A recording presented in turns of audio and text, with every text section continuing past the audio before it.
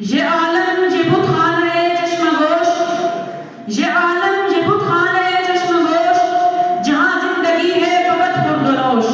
تیری آگ اس خاکداں سے نہیں جہاں تجھ سے ہے تو جہاں سے نہیں. بڑے جائے کو ہے گنا توڑ کر کرسم زمانوں مکان توڑ کر، ہر ایک منتظر تیری یہ لگار کا، تیری شوق یہ فکر و کردار کا.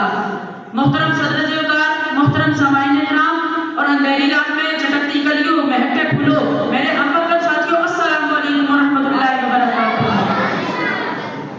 جس قوم کے بچے نہ ہو خوددار ہنرمند، جس قوم کے بچے نہ ہو خوددار ہنرمند، اس قوم سے تاریخ کے مہمان نہ مانگو.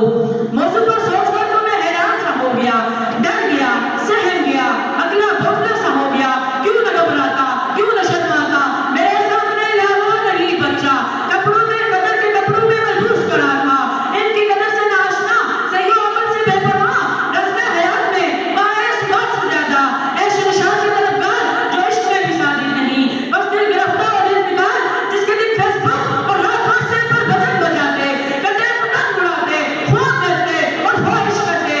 بس ہاں گما، سیٹی بجا کے بول. آورمایا شکوش کے عمل دھرا رہے، اور 16 کے 17 کے دن جوانی گراتے امنگوں کے دن.